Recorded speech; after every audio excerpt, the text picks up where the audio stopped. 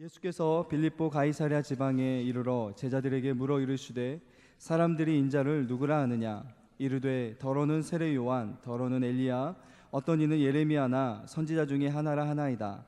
이르시되 너희는 나를 누구라 하느냐 시몬 베드로가 대답하여 이르되 주는 그리스도시요 살아계신 하나님의 아들이시니이다. 예수께서 대답하여 이르시되 바요나 시몬아 내가 복이 있도다. 이를 내게 알게 한 이는 혈육이 아니요 하늘에 계신 내 아버지시니라. 또 내가 내게 이르노니 너는 베드로라. 내가 이 반석 위에 내 교회를 세우리니 음부의 권세가 이기지 못하리라. 내가 천국 열쇠를 내게 주리니 내가 땅에서 무엇이든지 매면 하늘에서도 매일 것이요 내가 땅에서 무엇이든지 풀면 하늘에서도 풀리리라 하시고. 아멘. 정치하는 사람이 나라의 백년대계를 생각하지 않고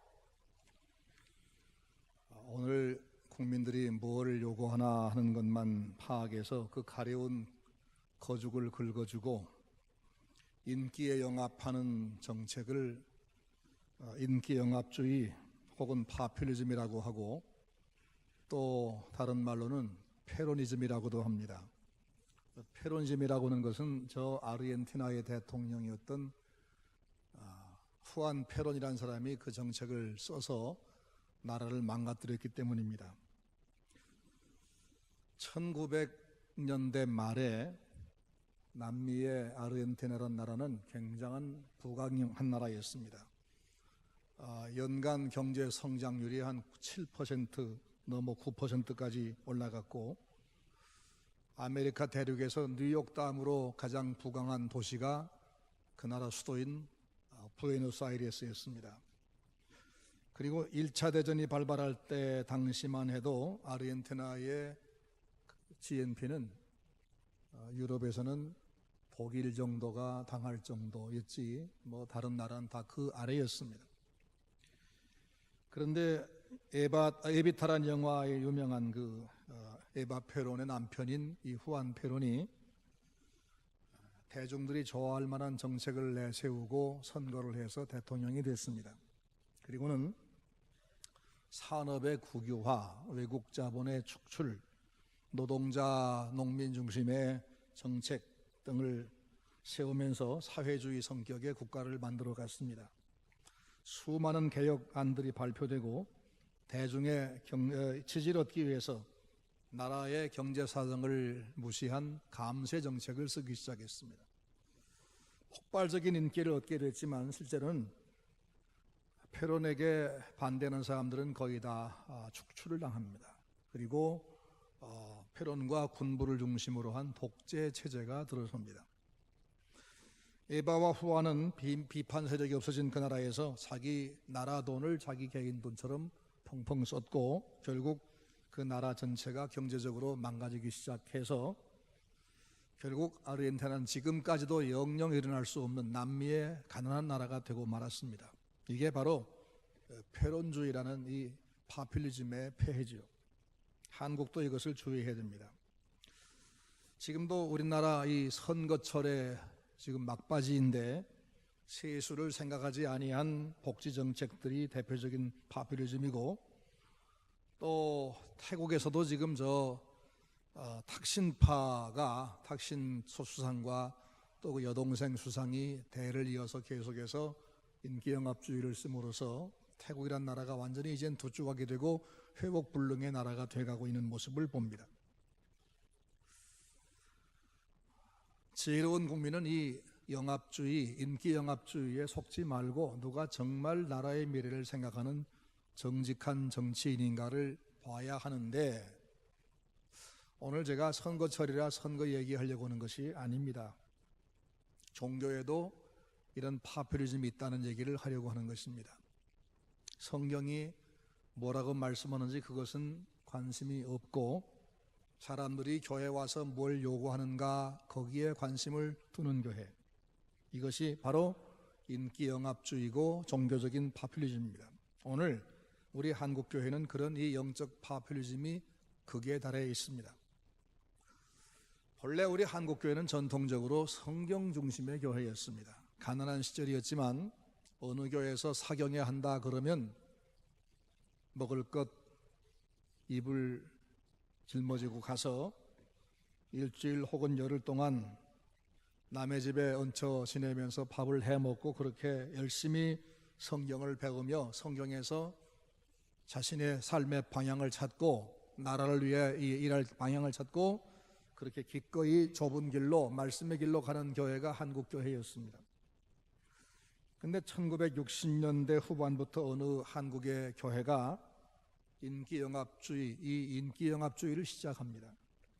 당시 국민들은 가난하고 병들고 외로웠습니다. 그래서 예수를 믿으면 빵도 주시고 병도 고쳐주신다. 구원은 물론이고 육신도 배부르고 몸도 건강해진다라고 했습니다. 사랑하는 자여, 내 영혼이 잘됨 같이 내가 범사에 잘되고 강건하기를 내가 간구하노라. 이 유명한 말씀을 성경의 핵심 구절인 것처럼 인용을 해서 삼박자 구원이라는 말을 만들어내고 그리고는 열심히 예수 믿으면 영혼 잘되고 병도 낫고 부자도 된다. 이런 이 인기 복음을 만들어냈습니다. 사실 예수 믿는 것은 땅에서 부자 되기 위한 것이 아니지요. 죄사함 받고 하나님의 자녀가 됐으므로 이제 하나님의 자녀다운 삶을 살기 위해서 최선을 다함으로 세상의 빛과 소금 되기 위한 것인데 이 본질은 접어버렸습니다. 땅 위에서 복음 전파하기 위해서 그리스도의 몸으로 헌신하는 것, 이것은 가치 없는 것. 예수를 믿기 때문에 명예와 권력과 세상의 물질도 사실은 배설물로 다 버리고 오직 고난과 핍박을 받으면서도 복음을 위해서 헌신했던 사람들은 그 수고가 별것 아닌 것으로 그렇게 돼버리고 말았습니다. 이렇게 현실 구원을 강조하다 보니까 사람들이 그 교회를 좋아서 몰려가기 시작해 구름대같이 모여왔습니다. 수십만 명이 모였습니다. 그러자 그것을 보고 부러워한 교회들, 그동안 하나님 말씀대로 바로 가르친 교회들마저도 그 교회에 하는 것을 따라가기 시작합니다. 그 교회 목사님의 음성과 제스처와 사투리까지 배우는 사람들이 늘어났습니다. 그리고는 장로교회든 감리교회든 상관하지 않고 모두가 다 자기네 전통과 교리를 다 잊어버리고 그 교회가 말하는 삼박자 구원을 전파하기에 애쓰기 시작합니다. 그래서 오늘의 한국교회는 뿌리가 대체 무엇이었는지 알 수가 없는 잡동사니 교회가 되고 맙니다. 하나님과 점점 멀어진 사람 중심의 교회가 되고 맙니다. 핵심 가치와 본질 잃어버리고 인간의 육적인 유익을 위해서 봉사하는 교회가 되어갑니다. 전직 국회의원이었던 유시민 씨가 현직 시절에 말한 대로 기독교회란 사람들을 위문해주고 위로해주고 서비스료를 받는 서비스업이라 이렇게 취급되기 시작합니다.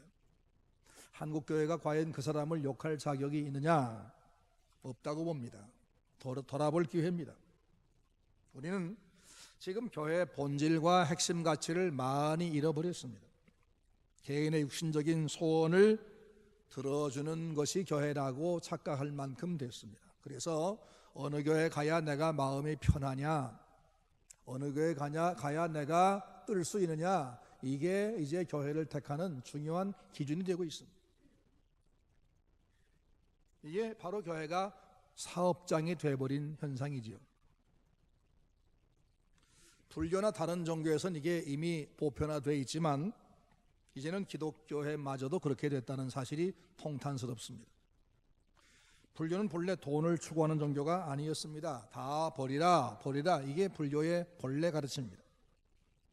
본래 불교는 점을 쳐주고 운세를 봐주는 종교가 아니고 구슬하는 종교도 아닙니다. 신이 있다고 믿지도 않습니다. 다만 자기 마음을 다스리자, 그래서 착한 일로 내가 지은 죄를 한번 제거해 나가보자, 이게 불교의 교리입니다. 그런데 오늘날의 불교가 어떻게 되느냐? 미신사상에 절어서 자기 유익을 추구하는 민중들의 요구를 따라서 부적을 그려주고 날짜를 잡아주고 구슬해주고, 이게 바로 본질을 떠나 변질된 불교의 모습이죠. 석가모니의 가르침은 다 덮어버리고 산지사방에 사설암자를 세워서 사람들을 속여 돈벌이하는 종교가 됐습니다. 주지자리 얻기 위해서 강목 싸움을 하는 돈 가지고 막 노름하기에 바쁜 이런 참 많이 이탈한 불교가 됐죠. 불교는 세상 정치에 관여하는 종교도 아니었습니다. 그런데 요즘에 선거철만 되면 줄줄이 절간에 가서 합장하고 윤호를 받으려고 야단입니다. 이게 바로 불교가 본질을 잃어버렸다는 증거들이죠. 암자 서너 개를 갖고 돈을 재벌처럼 버는 땡중들이 적지 않답니다. 근데 하나님의 교회마저도 그런 쪽으로 지금 변질돼 가고 있다는 사실, 교회의 사유와 현상은 우리가 지금 지켜보고 있는 바입니다. 큰 교회 목사님들이 은퇴하면서 아들에게 후임 자리를 억지로 물려주는 일들이 비일비재했습니다. 일종의 교회 사유화 현상입니다.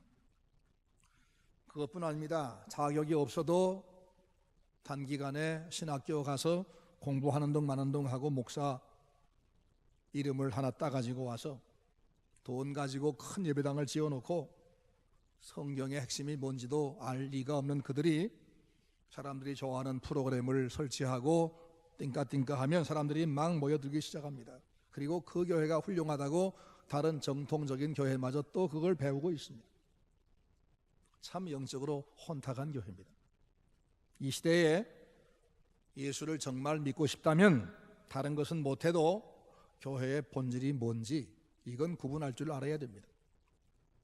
교회가 사람들에게 위로와 소망을 팔고 그 요금을 받는 이런 이 장사터가 되는 현상, 예수님께서 성전에 가셔서 그들의 그 상을 뒤엎으면서 만민이 기도하는 집을 강도의 구멍 만들지 말라고 했던 그 현상이 오늘 한국교회에 지금 재현되고 있습니다. 이런 현상은 교회가 본질과 핵심 가치를 잃어버린 결과로 필연적인 현상입니다. 마침 오늘 우리 교회 설립 121주년입니다. 오늘 우리는 지나간 121년 동안의 하나님의 은혜에 감사하는 날이 되어야 하고, 또 지나간 121년 동안 과연 우리가 빤듯하게 걸어왔는지 우리 뒤 발자취를 돌아보고 돌이키는 기회가 되어야 할 것입니다. 교회는 건물이 아니고 예수를 구주로 믿는 성도들의 모임입니다. 유대인들은 예수님 앞에 잘 지은 성전을 자랑했지만 예수님은 이 돌들이 하나도 돌 위에 남지 않고 다 무너지리라 하고 말씀하셨고 그렇게 됐습니다. 그러면서 더 건물이 성전이 아니고 내가 성전이다. 예수님 자신이 성전이라고 말씀했죠. 지금 참 성전이 누구냐? 참 성전된 예수님을 마음에 모시고 믿는 성도들이 바로 성전이고 그들이 모인 모임이 교회입니다. 따라서 예수를 믿는 성도가 모인 이 교회는 구약의 성전보다 훨씬 귀중한 기관입니다. 따라서 교회는 건물을 자랑하고 역사를 자랑하는 기관 돼서는 안 되는 겁니다. 교회가 사람을 자랑하고 조직을 자랑하는 것이 교회의 본질이 아니라는 겁니다. 오늘 본문 말씀 보니까 주님께서 베드로가 신앙 고백을 하니까 그걸 들으시고 나서 너 참 복 있다 그러시고 나서 내가 이 반석 위에 내 교회를 세우겠다 말씀했는데, 그리고 그 반석 위에 세운 교회는 음부의 권세가 흔들지 못한다고 말씀했는데, 그 반석은 베드로가 고백한 반듯한 신앙 고백을 말하는 겁니다. 교회는 예수 그리스도가 구주이심을 믿는 그 믿음, 그리고 그분의 말씀에 순종하는 생활, 이것이 바로 가장 기본적인 핵심 가치입니다. 그런 교회는 음부의 권세가 흔들 수가 없습니다. 그리고 그런 교회가 세상을 구원할 수 있습니다. 그렇지 않고 어떤 인물이 기반이 되고 전통이나 역사가 자랑거리가 되고 누구의 주장이 교회를 이끌어가기 시작하면 그런 교회는 하찮은 시험에도 흔들리고 맙니다. 그리고 그런 교회는 촛대가 옮겨지는 겁니다. 그럼 우리 교회는 어떤가?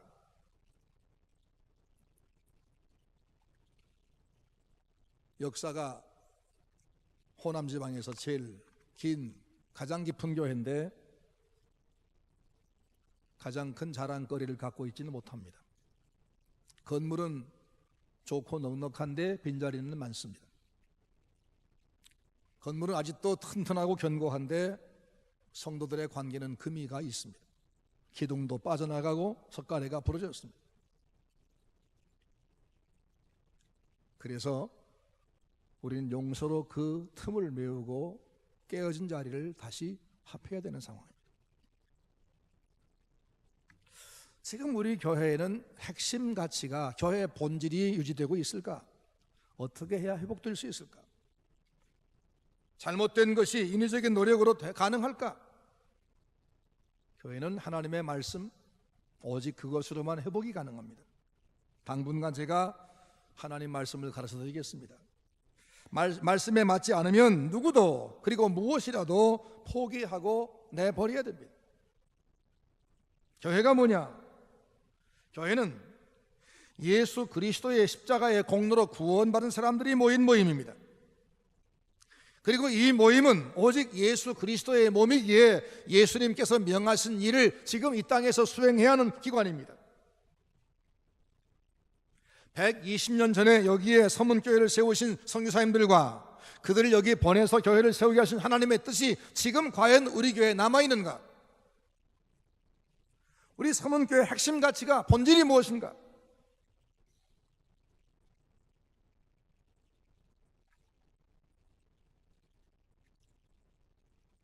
우리 교회는 다른 것은 다 놓쳐도 교회의 이 본질, 교회의 핵심 가치를 붙잡아야 됩니다. 하나님은 그들을 세상과 달리 취급하십니다. 우리의 시민권 하늘에 있습니다. 우리의 가치관은 세상에서 유명해지는 것이나 돈을 많이 모으는 것이나 자기 권리를 행사하는 것이 아닙니다. 나를 구원해서 하나님 백성 삼으신 하나님을 높이는 것이고 그분의 명령에 순종하기 위해서 나를 바치는 겁니다. 고린도후서 5장 15절 말씀 보니까 저가 모든 사람을 위하여 대신하여 죽으신 것은 사한 자들로 하여금, 예수 때문에 다시 살게 된 자들로 하여금 다시는 자기 자신을 위해 살지 않고 오직 저희를 대신해 죽었다가 다시 사신 자를 위하여 살게 하려 하심이라. 얼마나 분명합니까? 성도는 예수 때문에 죽었다가 살았으므로 나를 살리신 그분을 위해서 사는 것이나 교회도 바로 그렇다는 겁니다.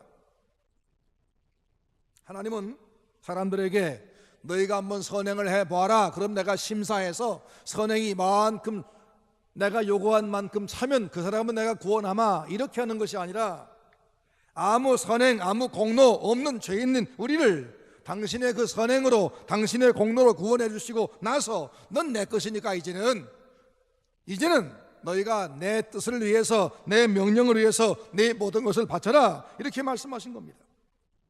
그러므로 신자는 자기 육체를 위해 살지 아니하고 자기를 위해서 죽었다가 사신 우리 구주를 위해서 사는 겁니다.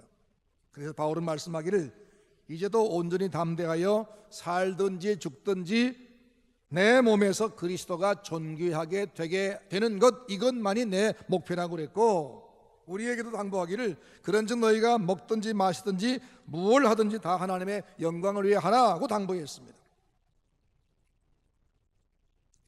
교회가 무엇인가? 교회의 본질이 무엇인가? 지난 사경의 낮 시간에 상세하게 말씀했지만 참석하지 못한 분도 많이 계시기 때문에 오늘 간단하게 정리를 다시 하겠습니다. 교회는 첫째는 주님과의 관계에서 주님의 몸입니다. 에베소 1장 23절 말씀 보니까 만물을 그 발 아래 복종하게 하시고 그를 만물 위에 교회의 머리로 주셨느니라. 교회는 그의 몸이라 말씀했습니다. 교회, 즉 성도의 모임이 예수님의 몸이란 말은 무슨 의미냐? 단지 예수님에게 붙어 있다, 연결되어 있다, 그런 의미냐? 아닙니다. 더 큰 의미가 있습니다. 사람이 공장에서 기계 다루다가 손목이 잘리면 그 순간부터 그 손목은 심장에 피를 공급받지 못하므로 까맣게 죽어갑니다. 피만 공급받지 못하는 것이 아니고 신경도 힘줄도 뼈도 다 끊어졌기 때문에 이 몸과는 아무 상관이 없는 죽은 손이 됩니다. 근데 그 손을 얼른 주워서 전문 병원에 가져가면 의사는 몇 시간에 걸쳐서 정교한 봉합 수술을 시작합니다. 뼈를 잇고 끊겼던 핏줄을 잇고 신경을 잇고 근육도 잇고 피부도 이어서 봉합수술을 잘 마치게 되면 그 순간부터 심장의 피가 그 죽었던 손끝으로 들어가기 시작합니다. 그래서 색감 맡은 손이 발그레하게 생명의 색깔을 띠게 됩니다. 죽었던 손이 생명을 얻은 겁니다. 다시 산 겁니다. 그 순간에 손만 생명을 얻은 것이 아니고 몸은 잃었던 손을 다시 얻었습니다.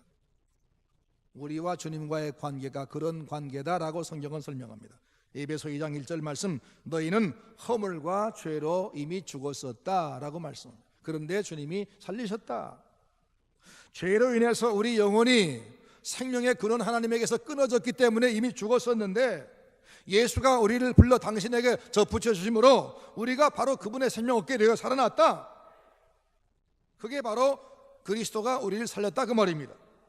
그러면 그리스도의 생명을 우리가 살았고, 그리고 우리가 그분에게 붙어서 그분의 손 되었으면 이제는 그분의 명령에 의해서 움직이는 손이 돼야 한다 그 말입니다. 우린 그분으로 인해 생명 얻었고 그리스도는 우리를 당신의 손으로 얻었다. 이게 우리와 주님과 관계란 말입니다. 그러니까 우리가 예수님의 덕을 입어서 내가 하고 싶은 것을 얻고 내가 하고 싶은 것을 하는 것이 아니라 주님께서 뭘 하시든지 그분의 명령대로 움직이는 게 바로 나다. 이게 바로 교회라는 겁니다. 교회는 무엇을 더 얻으려고 주님께 와서 예배를 드리고 찬송을 바치고 헌금 바치는 것이 아니라 이미 얻은 것을 감사해서 주님의 몸으로서 살아가는 겁니다. 우리 교회가 예수님의 몸이라는 사실을 기억하시기 바랍니다.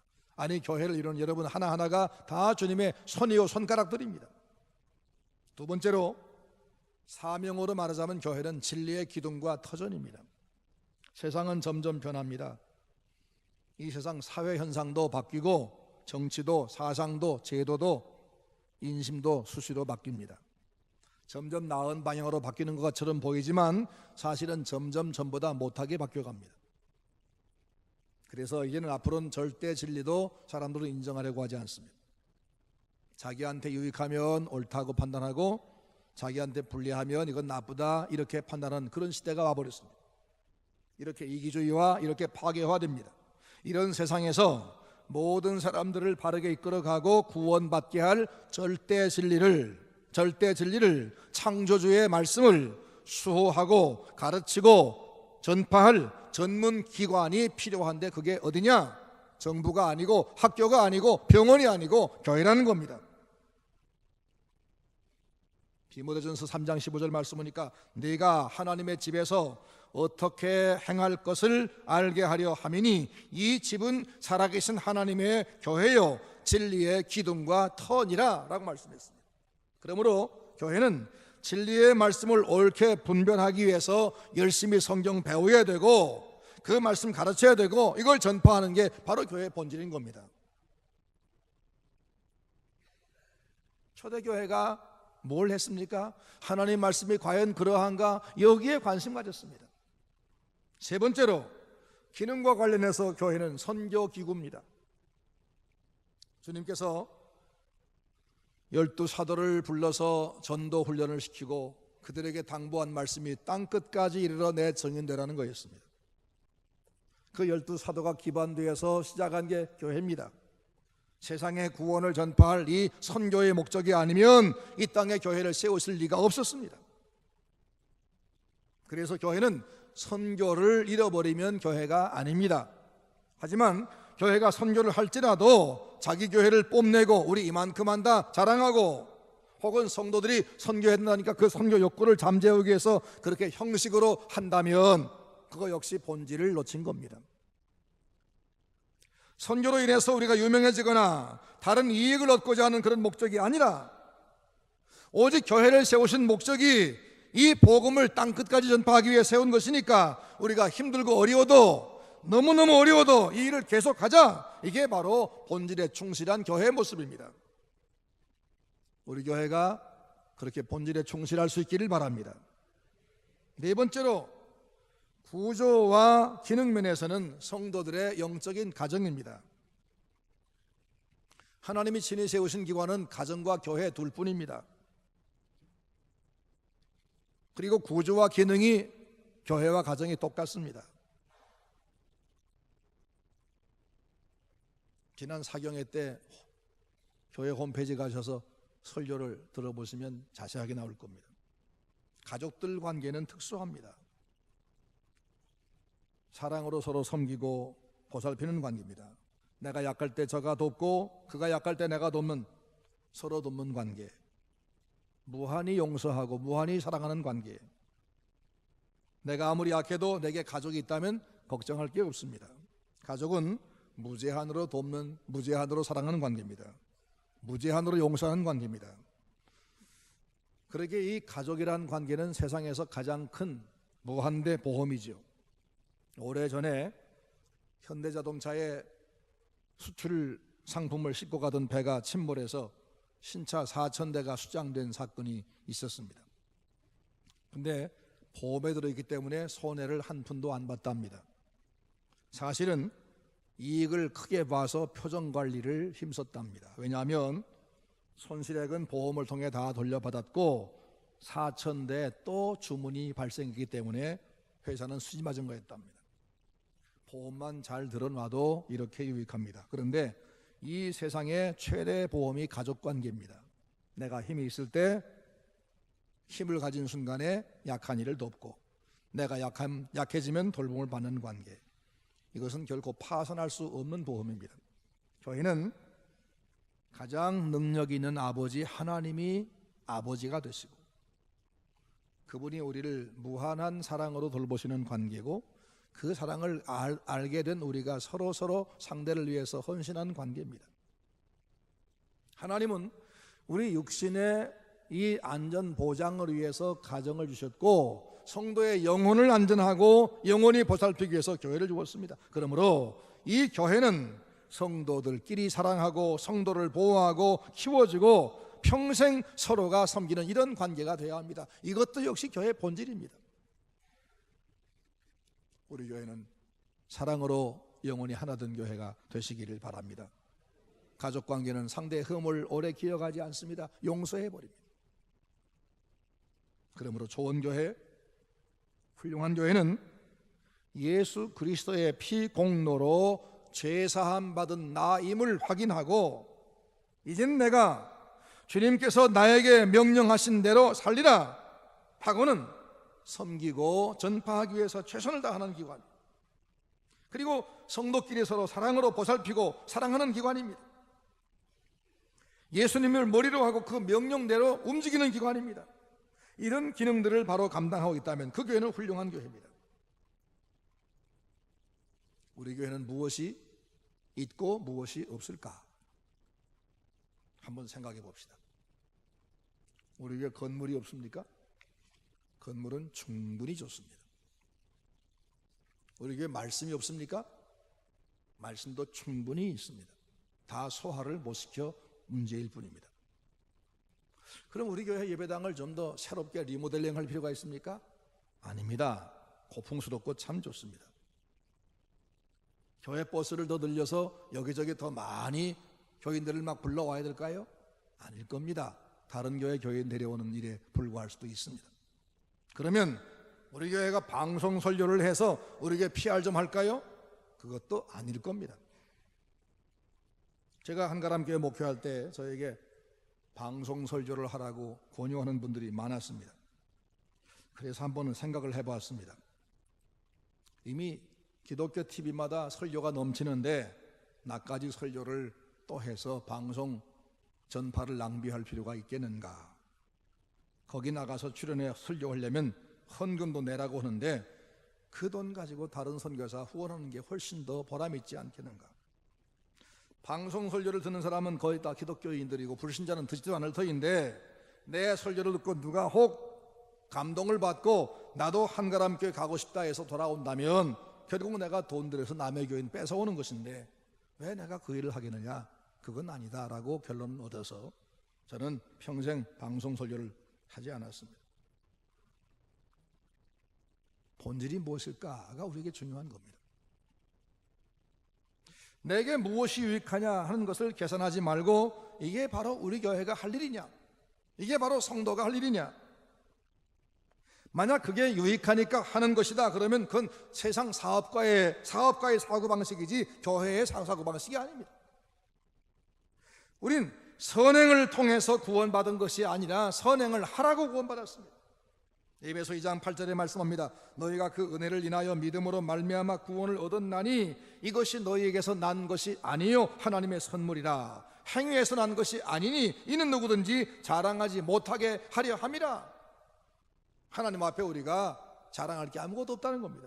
그리고 나서 말씀하기를 우리는 그의 만드신 바라 그리스도 예수 안에서 선한 일을 위하여 지으심을 받은 자라 라고 우리를 구원한 목적이 이제는 내 말대로 내 힘 의지해서 좀 착한 일 좀 해봐 라고 했습니다.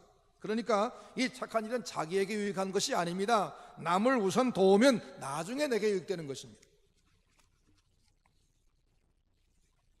또 하나 유념할 게 있습니다. 고린도전서 3장 10절 이하에 보니까 내게 주신 하나님의 은혜를 따라 내가 지혜로운 건축자와 같이 터를 닦아두매 각각 어떻게 그 위에 세울지를 조심할지니라. 내가 터를 다 닦아두었으니까 각자가 그 위에다가 집을 지어라. 이 닦아둔 것 외에 다른 터를 능히 닦아둘 자가 없으니 이 터는 곧 예수 그리스도라. 누구든지 금이나 은이나 보석이나 나무나 풀이나 지푸로 이 터 위에 세우면 각각 공덕이 나타날 터인데 그 날이 공력을 밝히리니 이는 불로 나타나고 그 불이 각 사람의 공력이 어떠한 것을 시험할 것입니다. 교회의 터전은 예수 그리스도의 십자가이고 그분의 말씀이다. 이것밖에 없다.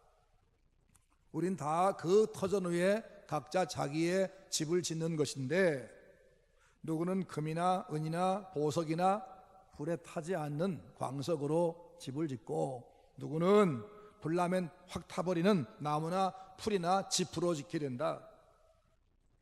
마지막 심판 때 우리가 과연 바른 신앙생활을 했는지 나중에 다 드러난다 그런 얘기입니다. 터만 좋다고 된 것이 아니란 얘기입니다. 금이나 은이나 보석같이 없어지지 아니할 핵심 가치, 본질 이것을 붙들고 신앙생활하면 영원히 그는 하나님 앞에 설 수 있지만 잠깐 동안은 쉽고 그리고 금방 뭐가 완성돼 보이는 그런 짚이나 나무나 풀이나 이런 걸로 하면 심판의 불에 견디지 못하고 없어지고 만다. 그러니까 어떤 교회가 주님 오실 때까지 제대로 제 사명을 감당할 수 있는가 이게 중요하다는 겁니다. 어떤 교회는 촛대가 한순간에 사라집니다. 한때는 굉장한 것처럼 보였지만 얼마 가지 못하고 그 교회가 사명을 다 해버려서 나중에 사람들에게 밟히고 잊혀지고 맙니다. 그러나 어떤 교회는 비록 크지 아니하지만 영원히 그 교회의 사명을 감당합니다. 만약 교회가 사라지면 그 교회 통해서 자라고 보호받고 인도받던 성도가 다 무너지고 영적 고아가 되고 마는 겁니다.